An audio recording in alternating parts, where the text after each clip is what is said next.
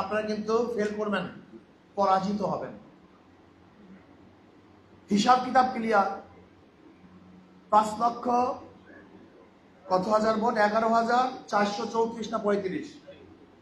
5,11,434 vote. এই 5,11,434 vote আমাদেরকে সংগ্রহ করতে হবে।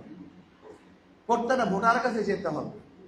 ধরে নেন আমরা কর্মী কত, আমরা কর্মী আসি কত, এখানে ধরে নেন 3,000 আসি না? হ্যাঁ, কত আছে? ধরেন 6,000, 5,000 ধরেন। এই 5,000কে ভাগ দেন। 5,000 5,11,434 ভোটকে এই 5,000 কর্মীর মধ্যে ভাগ করে দেন। দেখেন তো একজনের ভাগে কতজন পড়ে। আমার জিম্মায় এই কয়জন। আমার দুনিয়াতে কোনো কিছু দেখার দরকার নেই। 100 লোক পড়ে 100 মাত্র।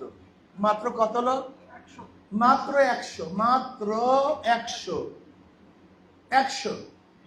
আচ্ছা বলেন তো, আজকে হলো কত তারিখ? 20 তারিখ, 21 তারিখ অক্টোবরের, নভেম্বর, ডিসেম্বর, জানুয়ারি। আমরা 90 দিন সময় পাবো। কয় মাস? 3 মাস। 90 দিন সময় পাবো। আচ্ছা বলেন তো 90 দিনে কত ঘন্টা? এই 90 দিনে কত ঘন্টা? তাহলে একজন ভোটারের কাছে আমরা কতবার যেতে পারি? 100 বারের বেশি যেতে পারি। দেখেন পাথরের উপরে যদি ফোঁটা ফোঁটা পানি পড়তে পড়তে পাথর ছিদ্র হতে পারে, তা আমরা একজন ভোটারের কাছে যদি 100 বার যাই, তার মনটা কি গলতে পারে না? কথা বলেন না কেন?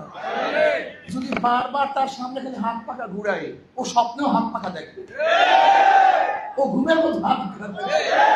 বিশ্বাস করেন, যদি ওর খালি হাত পাখা ঘুরান, হাত পাখার দাওয়াত দেন, ওই সেন্টারে যাওয়ার পরে ও মনে করবে হাত পাখা।